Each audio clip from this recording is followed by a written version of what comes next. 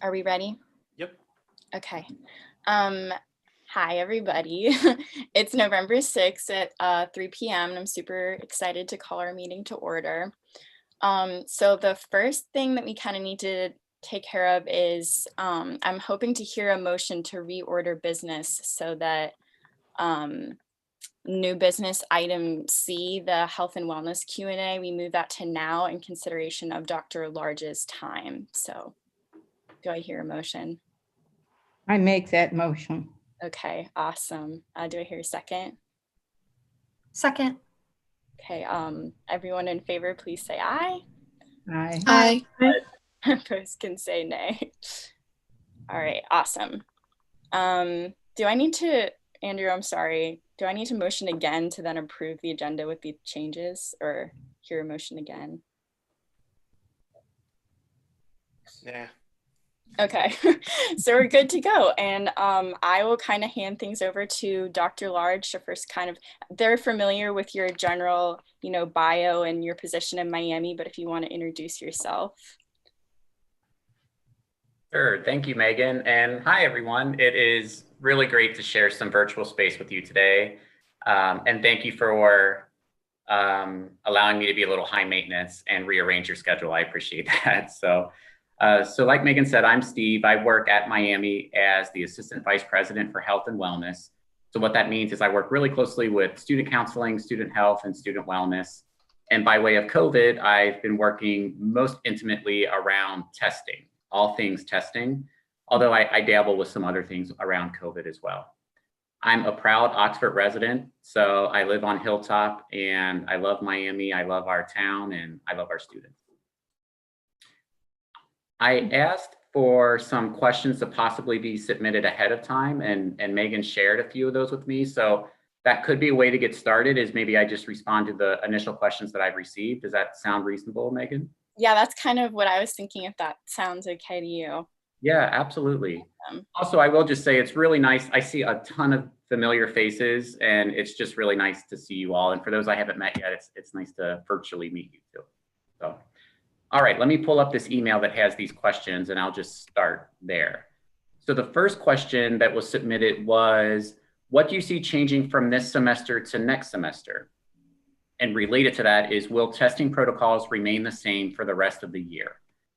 So it's a really good question. So as of right now, the testing protocols are looking to remain the same and replicate into the spring semester from the fall. That could change depending if we're able to fully switch to do more rapid testing, either through saliva or rapid PCR testing. We're just still waiting for some supplies in order to do that. And there's a big question mark about whether we'll receive those in time. So for right now, we're planning to replicate our current approach to testing, which, if you don't know, we have both symptomatic testing and asymptomatic testing. So if a student is ill or symptomatic with COVID, they can go to the student health clinic and be tested diagnostically. If a student, we also do asymptomatic testing called surveillance testing and wide net testing. And we plan to still maintain those tests as well. We're testing a lot of students, and we actually suspect that that's part of the reason why we've been able to contain the virus a little better here lately. At least we hope that's partly why.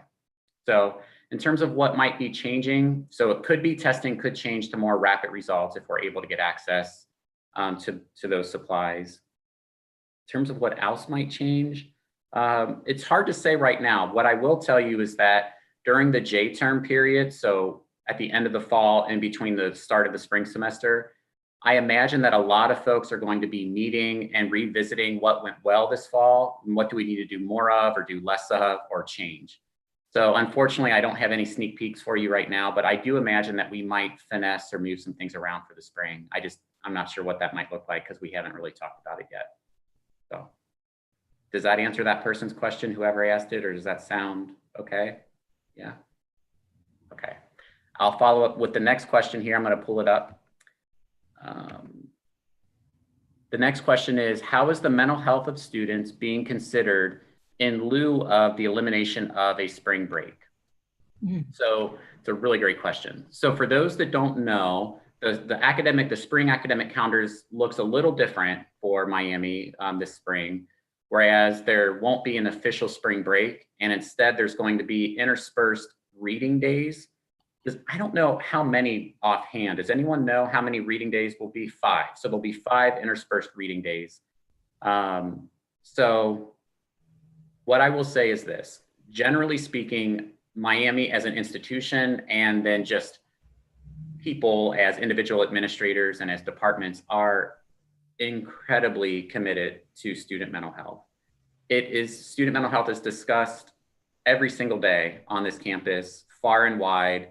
And it's something that we're thinking about very frequently. The academic calendar, I wasn't necessarily intimately involved in those conversations around revising it. So I can't speak to if mental health was discussed or not. I imagine that it would have been. But what I will say is this, in terms of mental health, is Student Counseling Service is the department on campus that provides all the mental health care on campus, and they do a wonderful job. And they pivoted so remarkably well and quickly to provide all their services via telebehavioral health remotely. It required some training on their end and a willingness to change, and they just did a really remarkable job. So right now, all students have access to all service levels of care from student counseling, including students that are in quarantine or in our infirmary, in our isolation space. They can also meet with a therapist just like any other student. Another thing that we're really proud of that started recently is we created what's called a HOPE line. HOPE stands for Help Over the Phone Everywhere. And it's essentially a 24/7 mental health line that's specifically designated only for Miami University students. There's no limit on the use of that line, and it's a really excellent service then to make sure that students can reach out and talk to someone no matter what day or time it is. We're still trying to get the word out about that. It's a gem, it's a diamond on the ground that I still think students haven't quite looked down yet to see. So we need to do more communicating around the HOPE line, because it's a really great service. That's probably my response on the mental health question. Go ahead, Steve. You have a great name. I do, yes. We're part of the Steve Club. That's Sorry right. to bring this up. My wife is a private therapist in town, and routinely gets referrals from the Student Health Center. So the community is impacted beyond the health center being able to handle all of the issues. And secondly, she's been contacted repeatedly by Aetna lately about a change in the student health insurance, which is coming about very quickly. So I don't know if that's going to diminish things moving smoothly or not, but as a longtime community resident, I get very frustrated by Miami constantly painting a very positive picture of very difficult situations. And that's all I'll say on that. I hear you. Thank you for saying that. It doesn't sound like you had a question, so thank you though. All right, I'm gonna move on to the next question here. The coronavirus situation is worsening in Ohio. Are additional precautions being considered? And how would you categorize the severeness of cases at Miami relative to the state? So yes, what I will say is this: generally speaking, the cases at the total number of positive cases of COVID here on campus are remarkably declining on campus within the Miami population. It's very encouraging, very hopeful, and could change at any moment too, right? So we're not, we understand that could change. But it's interesting in light of what's happening in the state, to this person's question, that it's actually polar opposite of what's happening in the state. As cases are surging on campus, we are down to single digit numbers every day. I think our cumulative total since August 17th is right around a little over 2,200 total positive cases. The number within the past 14 days is 47. So those are our active cases. So that's a very, very low number compared to where we were near the beginning of the semester. So we're in a good place in comparison to our state. We hope that's because we've been doing a lot of testing and containing of close contacts and positives. And also with our remain in room plan that we instituted in the residence halls as another form of containing the virus. We're hoping that that's why what's happening, but we'll continue to assess as the semester goes on. Those are all the questions I received. So at this point, I think we still have some time on the clock if people have other curiosities that they want to ask or comments or thoughts. Okay, if nobody else has questions, I thought of a few follow-up things. I'll be kind of like looping back through. I just wanted to make sure we had time to get to what everybody submitted. I wasn't sure if this is something that the community at large may have heard, but I know that with the rapid testing, an obstacle was kind of like a supply chain issue and the ability to like receive those. Is that the concern with whether we may or may not have them spring semester as well? That's correct. So it's very well said, Megan, and that still is the concern. Is it really is just classic economic supply and demand, and right now the suppliers have maintained all of the power. So yeah, we're waiting. Okay. And then this may be a silly question, but what does the communication look like between health and wellness and academics as far as the like mental health of students? And is there any kind of like recommendations given between the two for as far as like how professors may handle the lack of spring break and things like that? Or what does like the general state of that look like? That's a really good question. I'm not sure off the top of my head. I'm wondering, Scott, do you have any thoughts around that, or do you know if that's been talked about in circles that you sit in? Sorry to put you on the spot. Yeah, no, I mean, I'm not in those circles, but I know that PEC, I know that they talk about this as much as anybody else. So I have to believe that the provost is in those conversations, but I don't have firsthand knowledge of that. What I will say, thanks, Scott. What I will say, Megan, is the provost send out messages to the faculty, very regularly. And early on, when our cases really were spiking, he would explicitly say to faculty, please extend flexibility and grace and kindness to our students as they're trying to make sense of the pandemic and of the virus. So at the end of the day, I would hope and think that message would also be repeated in the spring, particularly around mental health as well. But it's a good point, and it's something that I can bring up. It sounds like that would be, from a student perspective, that might be helpful, or might be something you would like to see happen, is for faculty to be encouraged to show compassion and flexibility around student mental health. Yes, and I know that our Secretary for Academic Affairs has been advocating for that, but I wasn't really sure what the big picture looked like as far as like the departments having that conversation collectively, I guess, if that makes sense. Yeah. So I was seeking a little clarification, but. No, it's a good question. And part of this is even just kind of university, just what it's like working at a university is, Scott and I are on the student affairs kind of side of things. And then there's the academic affairs side of things. And very often those two sides do commingle and collaborate and partner and work together. And there's times though where we're not entirely clear what the other side is doing. And so this might be one of them where some conversation could be really helpful. So I'll make a note to bring that up. I'm glad you brought it up. Thank you so much. Sure. Are there any, go ahead, Prue, I'm sorry.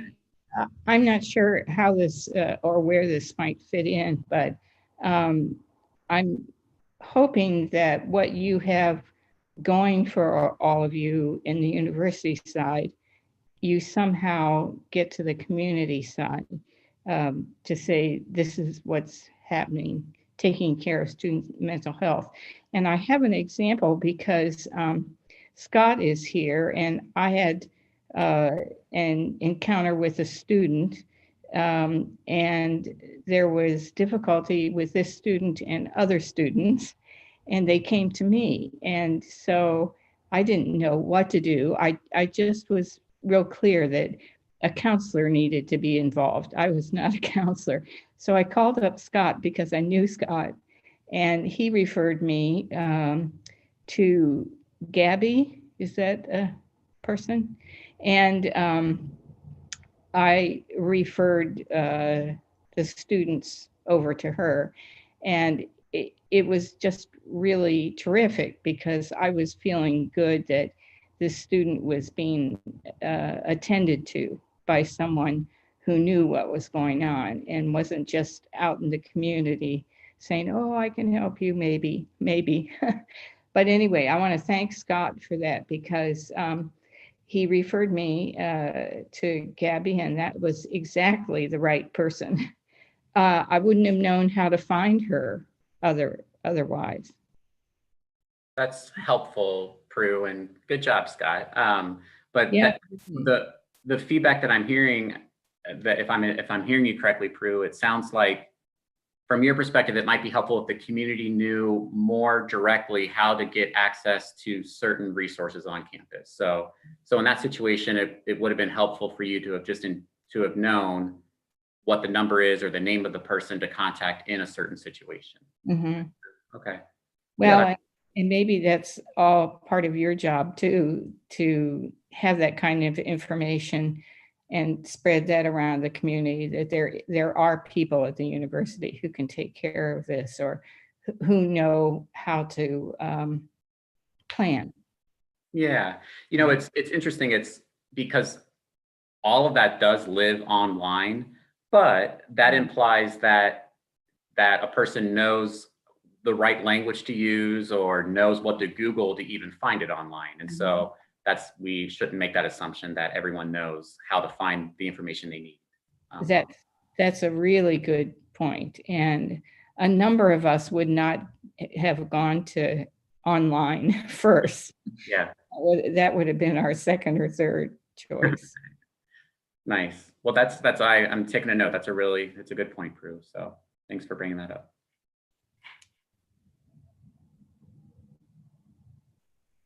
Are there any new or follow-up questions for Dr. Large before we thank him for his time and let him go? I have a question.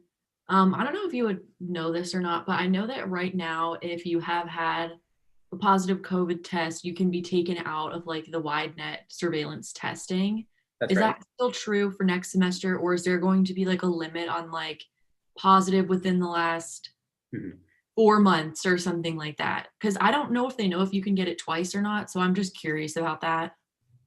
Excellent question, Molly. So yes, right now you can be exempt from the surveillance and wide net testing program if you can provide a past positive result within the last 90 days, and the test result has to be a PCR test, not an antibody test, which that's just to be consistent with the Butler County General Health District, which is why we made that decision. It has to be a PCR test. At any rate, starting in the spring, it's a big question mark that we are still sorting through right now. Exactly your question, Molly, which is for students that have already had COVID and recovered, their 90 days will be well over by the time they're back on campus, in early February. So will they still be exempt or not?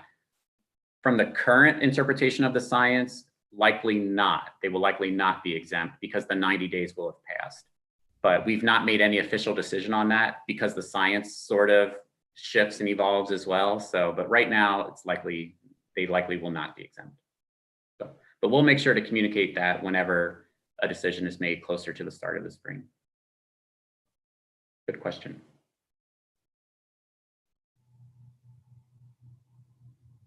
Can I follow up with one question myself? It's actually back for you, Prue. So I'm making a note here about having some really digestible, accessible communication to community members around different resources that exist on campus. Yes.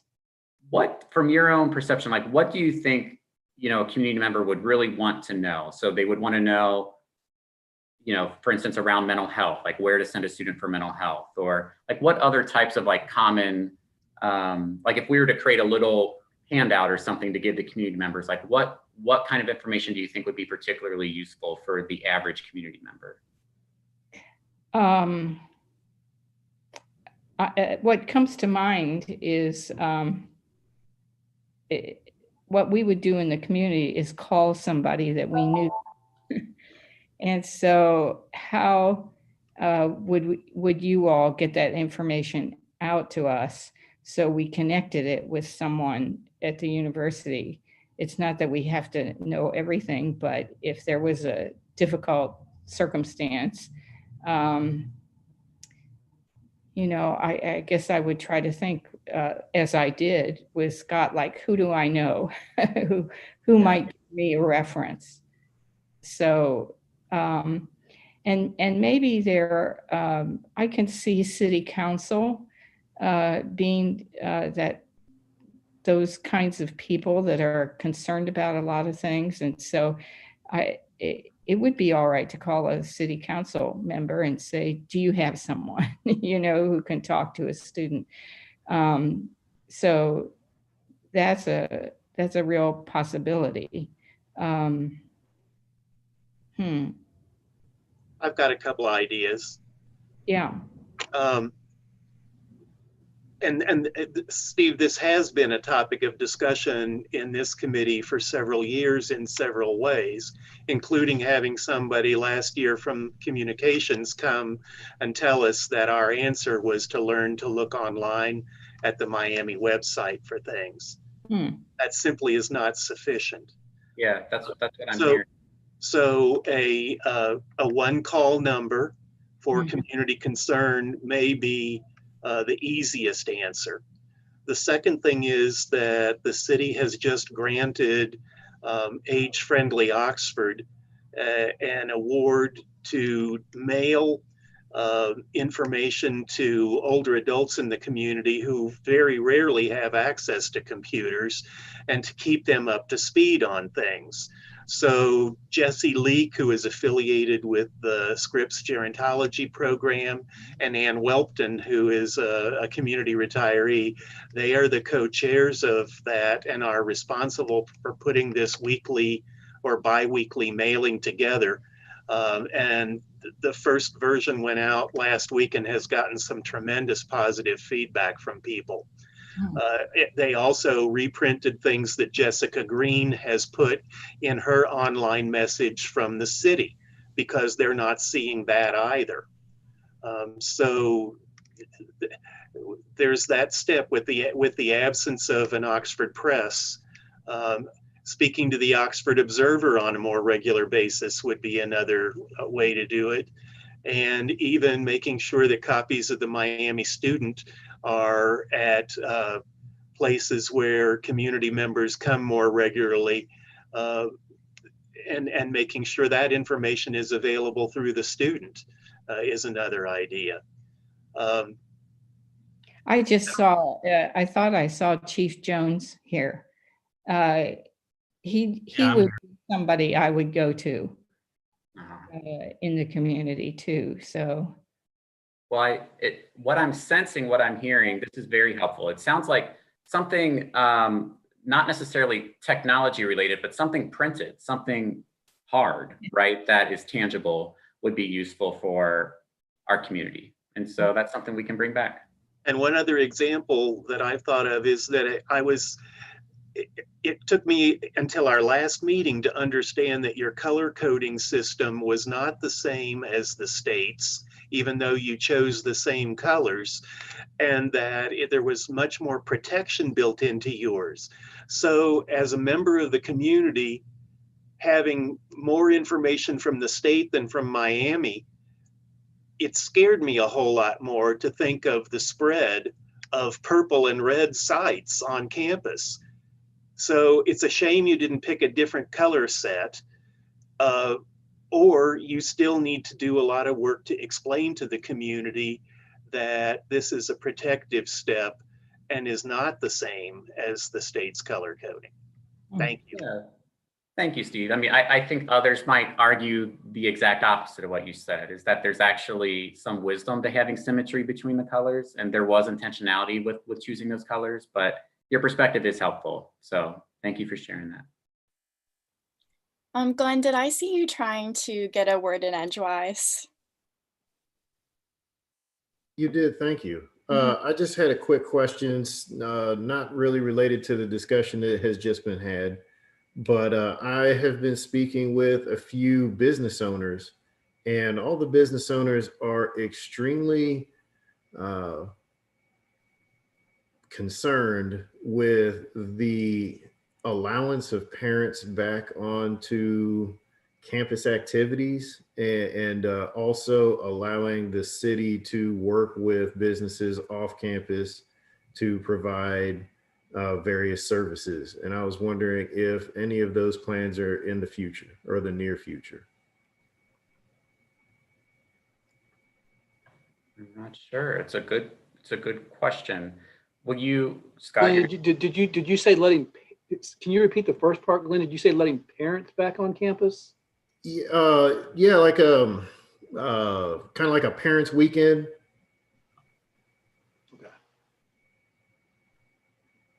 Okay. So your question, Glenn, is Are there going to be those particular kinds of events the next semester, like Parents Weekend and Little Siblings and other things like that, that not necessarily Miami sponsored, but Miami sponsored? I don't know that we've had those conversations yet, Steve, would be my answer. I don't know that we would have any. I mean, based on the way things are right now, I would bet that we're not going to have any of those type of sponsored events. Now, certain student orgs might do that, but I maybe when the weather gets nicer or as this progresses towards a vaccine, but I kind of see the spring semester being at least the beginning, a repeat of what we're doing right now. Steve, would you? Yeah, this is, I mean, I don't have a dog in this fight. I just wondered if there was any inkling of which direction Miami's leaning, and if it's stay the course, it's stay the course. Yeah, my sense is stay the course and not have these kind of bigger scale, types of in-person activities would be my sense, but that's not been confirmed. But Glenn, you bring up a good point though, that my guess is though there still are likely groups that are facilitating, their own parent kind of version of a parent weekend, or, whether it be a Greek organization or something like that. And it's tricky because the university can't necessarily control those individuals' behaviors. So, so it's difficult. All right. Thank you. I can speak for some of the Greek organizations. So the student org guidance that we received was very clear, like from Miami, was very clear, like no parents' weekends, like we don't want to bring anybody in town that doesn't have to be in town. And so that's what we've told all of the Greek organizations too. And we have like declined events where like parents are supposed to come. And I think the issue we're seeing with parents coming to town, it's like small groups of people, like houses of people who are like having all of their parents coming and they're branding it like a mom's weekend. But for me, like I don't have jurisdiction over that. Like for Greek Life, we only have jurisdiction over the organization as a whole. And so as long as they aren't sponsoring a parents weekend, like if the chapter was like, oh, we're having a chapter XYZ parents weekend, we would say, no, you're not allowed to do that. But when the members go off on their own and do it, we don't have jurisdiction over that. But we actually just elected new leadership for next semester.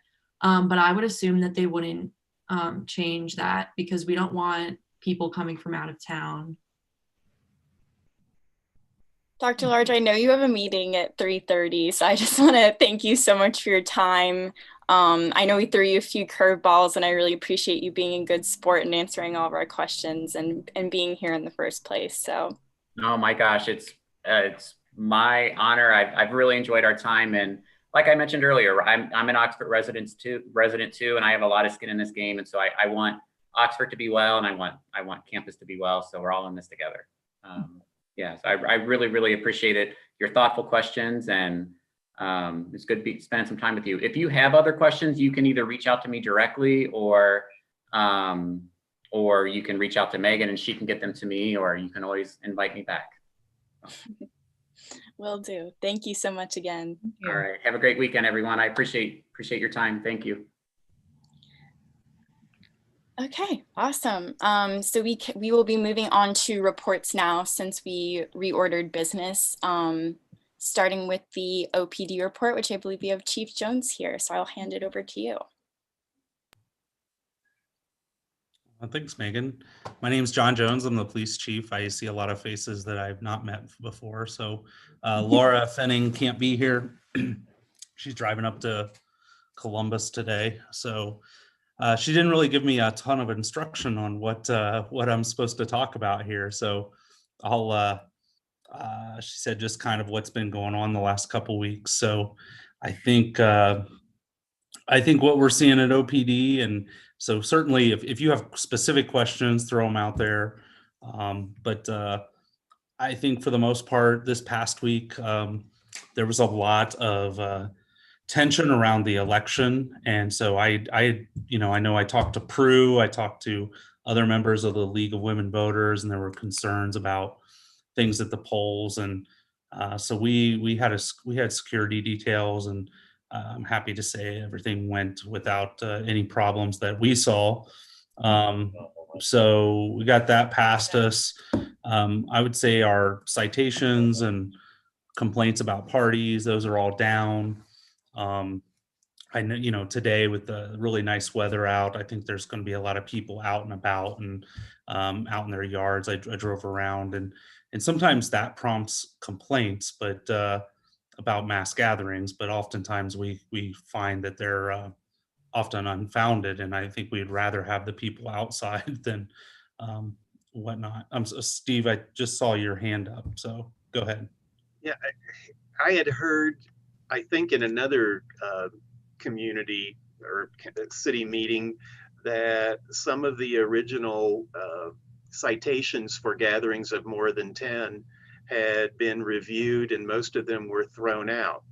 Is that true? And if so, that seems to be a tremendous disincentive for you guys to have to intervene, or is it even appropriate anymore? Yeah, good question. Yeah, the one of I think it was 5 citations we had written had been turned over and found not guilty. So again, this is something I've brought up at city council meetings. Like this is a new era. I when I spoke about this, I didn't even favor passing the mass gathering because I didn't think it would be constitutional.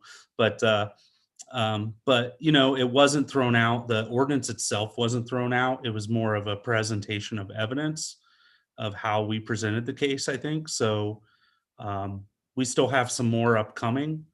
And, again, our officers are only issuing citations for pretty egregious violations. So most of the time we're using noise and litter tickets to address parties. But again, I think most students are doing a good job. I think we have driven some parties inside, so to speak, which is not a good thing. But if they're inside, we're not getting calls about them. And so I think that's what's happened. But for the most part, I think, it's totally a different town, after 11 p.m. than it used to be, a couple years ago when I drive around. So, but let me clarify again. You said that 4 cases were supported and only 1 got thrown out. I was told that there were 6 and 5 got thrown out. What you just said is correct. There were 6 cases, 5 got thrown out, or found not responsible or whatever. They're civil cases, so it's not like in a criminal court of law. But I'm not, we're not sharing that on our Facebook page, and advertising it, obviously. So, we still think the ordinance, we're still using that ordinance when appropriate. And there's other ordinances we can use. So I don't think it's changing much of how we're approaching those situations, but it does make the officers, I think, no officer likes writing a ticket and getting found not guilty. I mean, even if it's a speeding ticket, right? So yeah, there might be some truth to what you're saying, disincentivizing them writing it, but we're used to having things in court. That's why court's there. We're used to having things not go our way and still, just improving upon how we present the case or how we do it next time. So yeah, I wouldn't get too hung up on that. But We got a couple weeks left. We're just hoping that to get through these next couple weeks without large parties and large gatherings. Honestly, what we're staying busy with is mostly calls revolving around non-student community members. So we stay fairly busy, but it's generally not student related. So I don't know if anybody else has any questions, or if there's something I didn't touch on, please let me know. Yes, Gus. I have a quick question. Just what is the criteria that determines whether or not it's like an ordinance violation versus like a litter or a noise violation? Sure. So the ordinance that Steve is referring to is mass gathering ordinance. And so what it says is if there's 10 or more non-residents at a gathering. So, a lot of these houses have, you have 8 to 10 people living there. So, we really aren't going to look at it as a mass gathering till we're seeing, 20, 30, 40 people.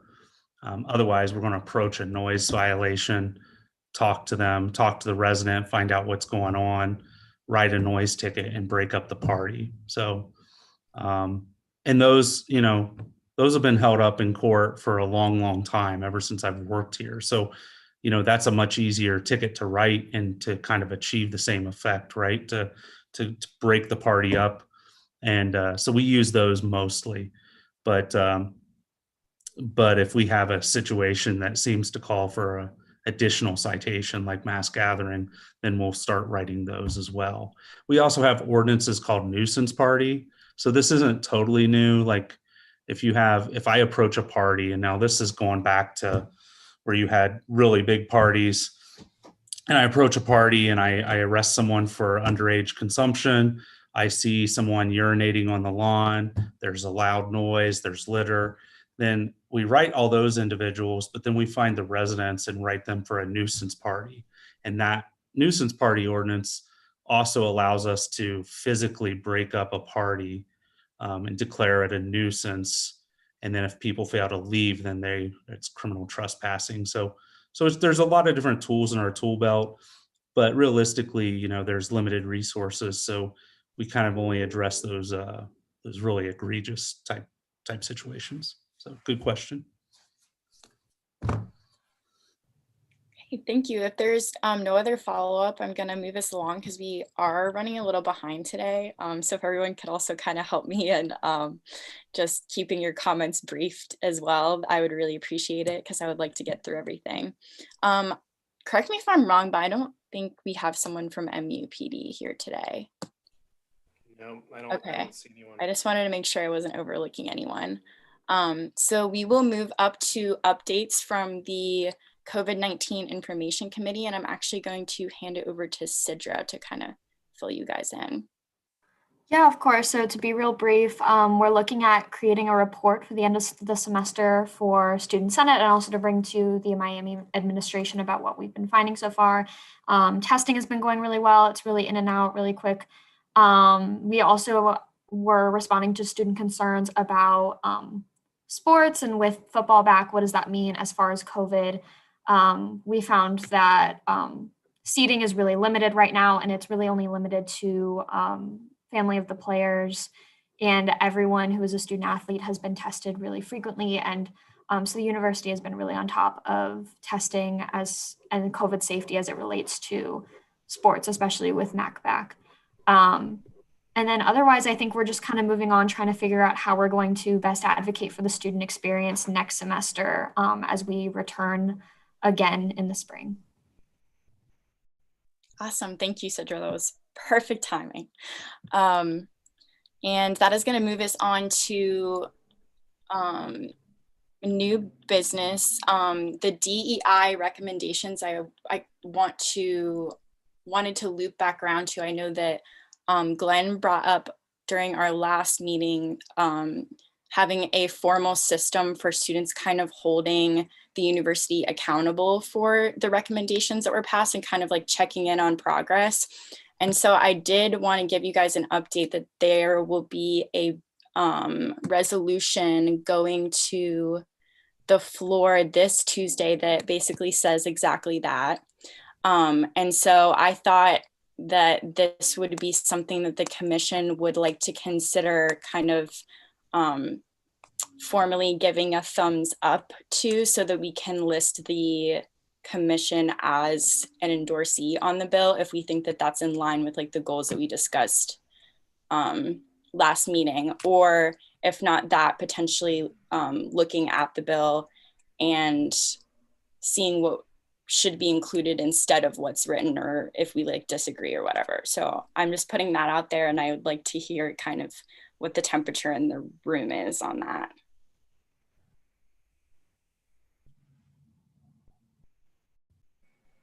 I mean, I can't vote, but I'm definitely in favor of using the political process to hold people accountable. I can read some excerpts from the resolution if that might be helpful. I won't go through all of it, but the therefore be it resolved is that ASG supports the president's task force recommendations to advance DEI efforts on campus. The Secretary for Diversity and Inclusion, along with the DEI committee, will be tasked with compiling a comprehensive report of student feedback for the task force recommendations to be submitted to the interim Vice President for Institutional Diversity. And they will also work with the director of the Center of Student Diversity and Inclusion and members of the implementation committee in executing the DEI task force recommendations to serve as an agent of accountability for the recommendations. So that's the update.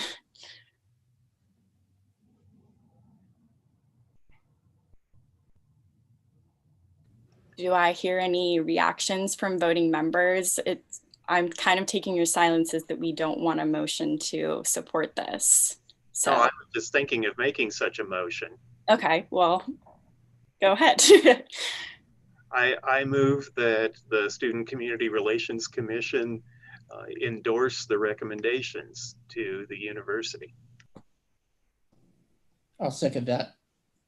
Okay, all in favor of endorsing this resolution? The official title is a resolution to support the President DEI Task Force recommendations. All in favor, please say aye. Aye. Aye. Aye. And all opposed, please say nay. Nay. Okay, I think that passes. Mhm. Okay.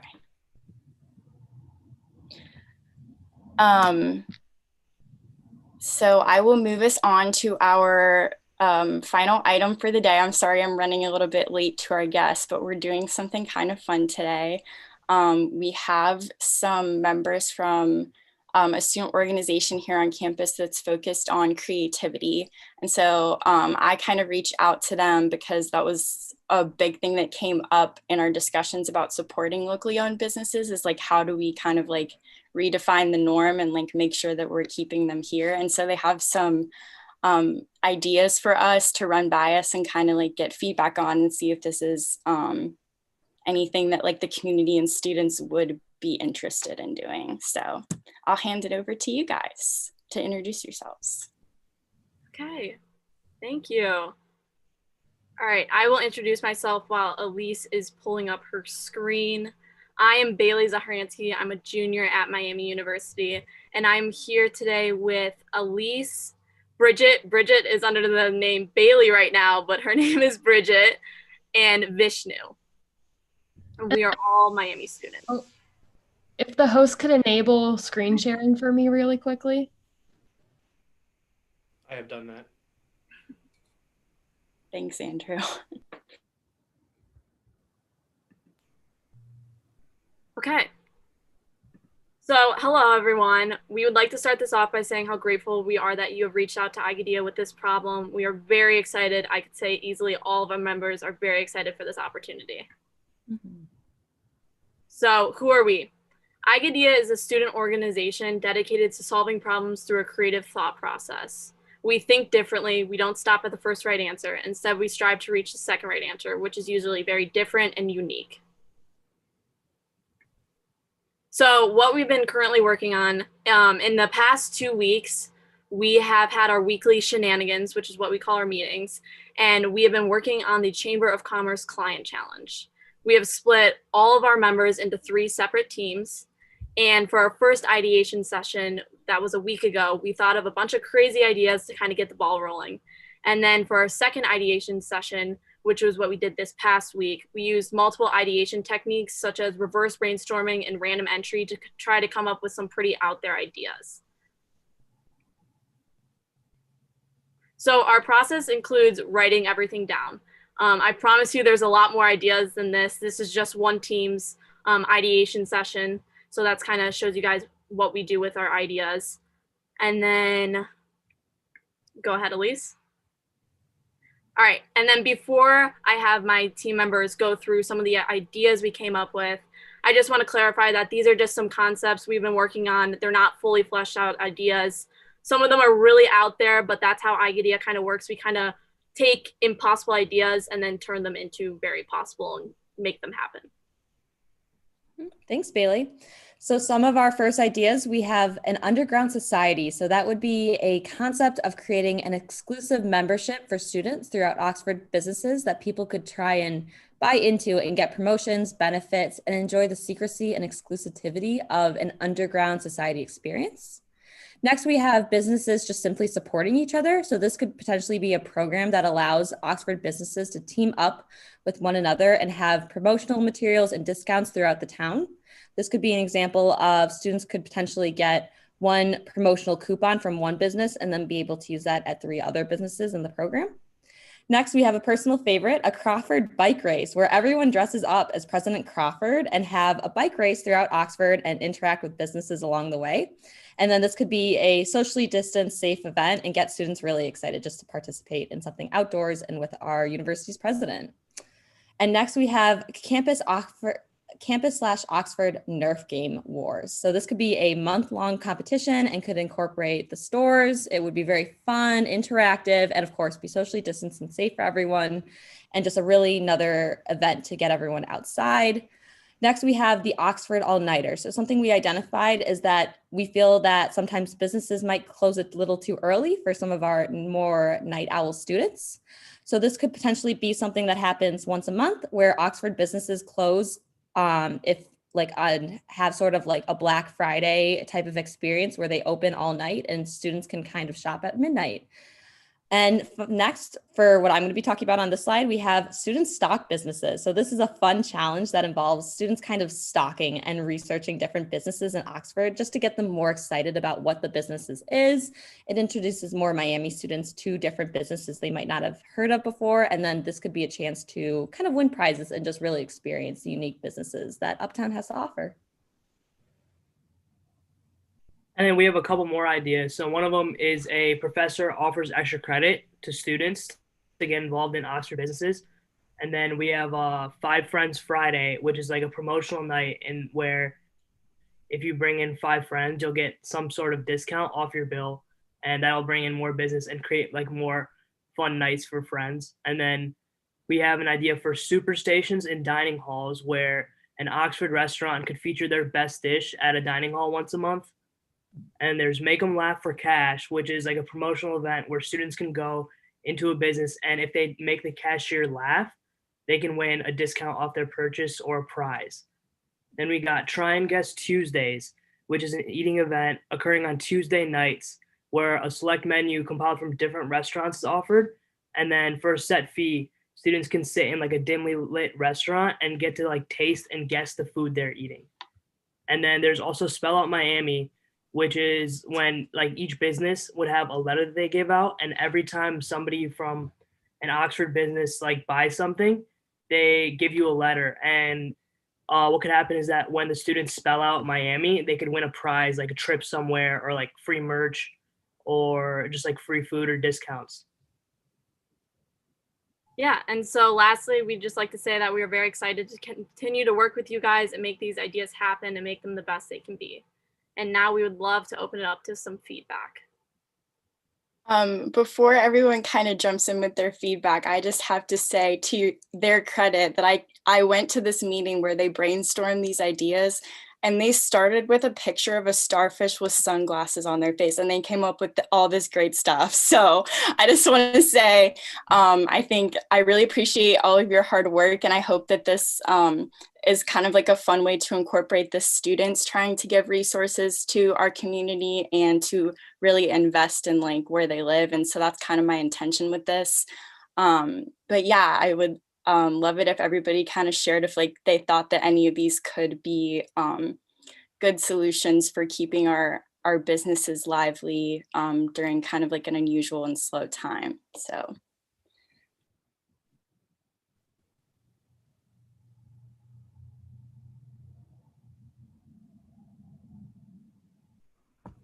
I'm super impressed. Thank you. We appreciate that. I know, I'm sure a lot of you are looking at a lot of our ideas and being like, what? That's crazy. That will never work. That's impossible. But as Bailey mentioned earlier, like, you know, idea, like we don't let the impossible stop ourselves from getting to ideas. So we can create these ideas. And then these aren't necessarily the perfect, well fleshed out solutions, but rather starting points for, you know, something really exciting for the businesses. I really liked the underground society idea. I think that's really cool. And I think one of the best ways that you get people to go to Oxford businesses is through like customer loyalty. Like I know I have friends who absolutely love Krishna in town. And so like I tried it because of them. Whereas like I probably wouldn't have tried it. Like I would have just gone to the regular like Skippers, that kind of thing. And I think that's a good way to get loyalty because especially if it's like an ongoing thing, then like you're getting people to continue to come back and back and back. And I also really like the idea where you spell out Miami. I think that's really cool too. Because it kind of shows that it's like a combined effort. And like you could even have a bunch of businesses have the same letter and then it's harder for them to get like spell it out. So yeah, I really liked them all, but I think those stood out to me the most. In the Spell Out Miami idea, we also had another idea for like a golden ticket where like students could go in and then buy something from a business, and if they like get a golden ticket, it means that they like win a prize. So that was like another idea that came out of that. I think you guys had some really great ideas, some really interesting, some fun ideas. I'm really impressed. I do want to make sure that you keep in mind that there are a lot of businesses that aren't uptown. And that is a comment that, as a chamber member, that our businesses always are reminding us that there are lots of businesses that aren't uptown, and we have to remember to keep those businesses in our minds as we are trying to keep them afloat as well. Absolutely, that's a great point.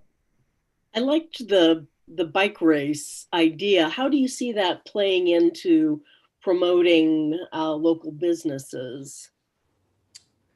I could see first, I think if it could be maybe like a bike race from business to business, or like each bike that passes like sort of like a checkpoint at each business. And if the race kind of runs past it, like there could be a certain station, maybe whether it's like giving out water or having like some sort of prize or event. And then people who are kind of supporting their friends that maybe are in the bike race, but they're not actually biking, they could go from station to station and kind of like support their friends and watch their friends and also like interact with the businesses. And I think it would also just be a great reason and opportunity to just get people out from campus, just to uptown and to probably different places around Oxford, like you said, that not every business is uptown. Yeah, I think there could also be sponsorship opportunities to defray some of the costs. Local businesses could contribute some money, get the ability to promote themselves, that sort of thing. Mm-hmm. I think to Jennifer's point, the bike race idea could be cool if it was intentionally routed to loop in these businesses that aren't uptown, you know, so that could be something interesting to see. And I know that that is sometimes a challenge. Mm-hmm. I imagine it being like the bike race of Oxford, like kind of mapped throughout Oxford and making sure to hit on those businesses, especially the ones with the lower traffic and everything. And definitely having the pit stops where you can stop and get water. Like they have little sweat towels with their logos or something on it. There used to be a race called the 2020, a bike race. And I never participated in it, but it went on around town. So maybe a little research could put a little history of the 2020. And it is 2020. So. I was going to say, what an appropriate name. I will write that down. Or who knows, maybe even a qualifier for the Tour de France. There you go. Who would know? Marty Creech. Find Marty Creech and ask him about the 2020. Thank you. I also forgot to say, I really loved the dining hall idea too.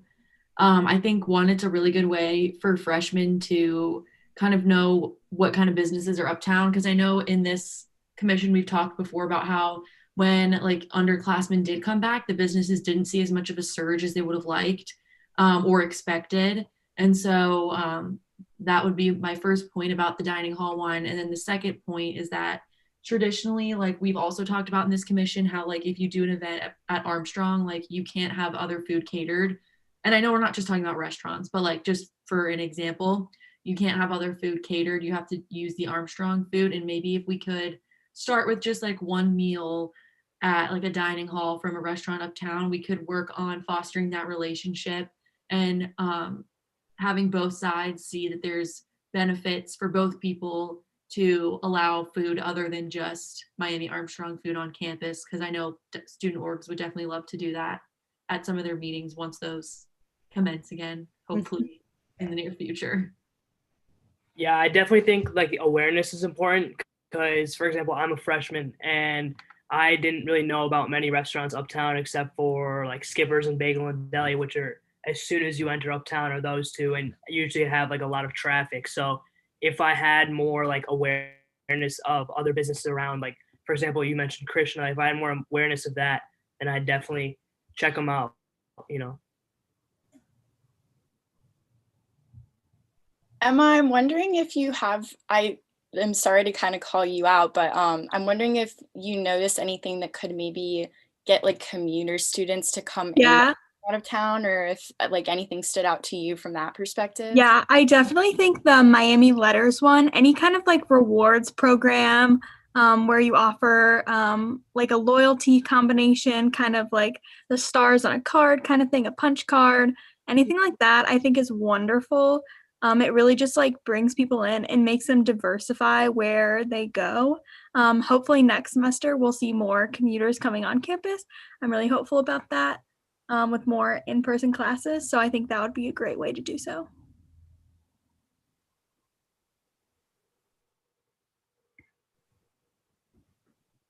Well, congratulations again. I'm sorry, but I've got to leave. I've got carpet cleaners here and I have to get out of my office. So thanks, everybody. Bye. We are getting towards the end of our time. So kind of to wrap things up, I will ask our guests if there's anything that like, or what would you like need to know from us to kind of potentially take an idea, the next step, or like, what does that look like for you guys? Well, I think one of the biggest things we wanted to get was kind of like your guys' feedback on which ideas you think stood out to you the most. So I think that really helped us. I'll let my team members go if they have any other questions, but I think that was our biggest help we needed. Absolutely agree with you, Bailey. Okay, awesome. Well, if there are no last minute thoughts, I think we're safe to hear a motion to adjourn. So move. Do I hear a second? Second. Okay, all in favor of adjournment, please say aye. Aye. Aye.